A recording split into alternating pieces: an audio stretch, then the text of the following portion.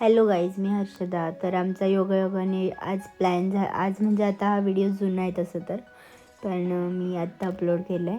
तसं तर आमचा प्लॅन झाला होता 31 डिसेंबरला, 1-2 दिवस आधी, की बाबा आपण 1 तारखेला अक्कलकोटला जाऊयात.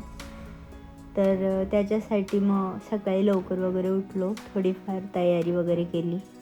कधी नाही करत, त्याच्यामुळे कधीतरी केलेलं चालतं. रोजच केलेलं चालतं तसं तर, पण आम्ही कधीतरीच करतो. ते जाऊ द्या.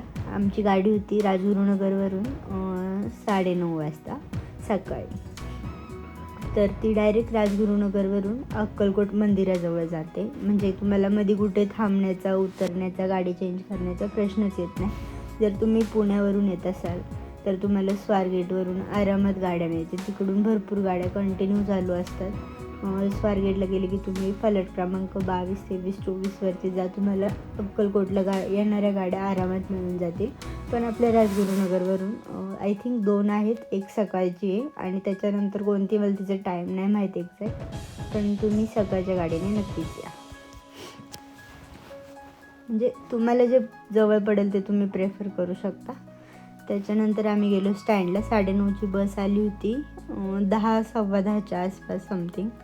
आणि तुम्हाला एक गोष्ट अजून सांगते, जर तुम्ही बसने जात आहे तर तुम्ही रिझर्वेशन नक्की करा.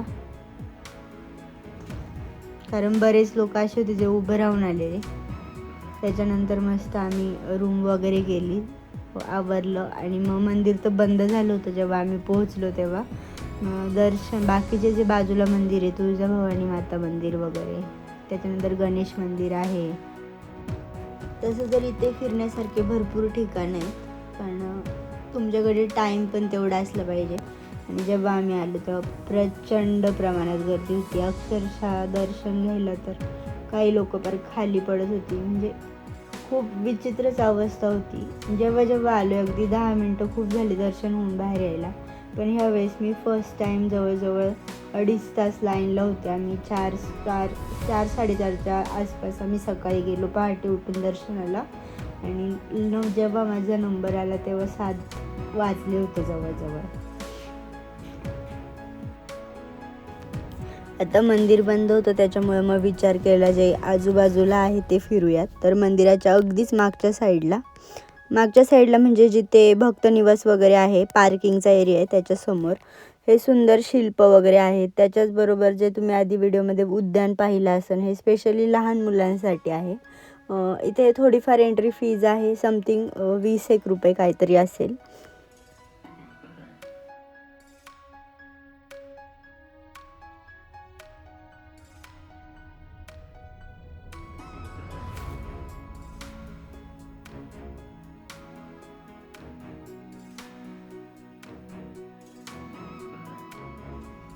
त्यानंतर हे आहे शमी विघ्नेश गणेश मंदिर. त्याच्यानंतर दर्शन वगैरे घेतलं. त्याच्यानंतर शिवस्मारक पाहिलं. कधी नव्हे ते आज आम्हाला इथलं कारंजा बघायला भेटलं. नेहमी ते बंदच दिसतं. तसं तर करत असतील संध्याकाळच्या वेळेला, पण माहीत नाही, यावेळेस दिसलं. त्याच्यानंतर ना जेवणाचा सुद्धा टाईम होता चालू ना, 7 ते 11 वाजेपर्यंत काहीतरी. तर आम्ही ऑनलाईन बुकिंग केलं होतं जेवणासाठी, जेणेकरून खूप लाईनमध्ये थांबावं नाही लागत. त्याच्यामुळे आमचं जेवणाचं सुद्धा आम्हाला 20-1 मिनटामध्ये आमचा नंबर आला होता. तसं तर 20 मिनटंसुद्धा नाही लागत ऑनलाईन बुकिंग केल्यावर, पण प्रचंड गर्दी होती, प्रचंड प्रमाणात. अक्षरशः उभं राहायलासुद्धा जागा नव्हती. इतक्या लांब रांगा होत्या ना जेवणासाठी सुद्धा. पण नशीब ऑनलाईन बुकिंग होतं, त्याच्यामुळं आम्ही 20 मिनटामध्ये आतमध्ये जाऊ शकलो. ही जी तुम्ही बघताय ना गर्दी, ही जेवणासाठी गर्दी. त्याच्यानंतर मस्त दर्शन वगैरे झालं आमचं पहाटे म्हणजे सकाळच झाली. लाईनला पहाटेपासून होतो, पण भारी वाटलं. Thank you for watching.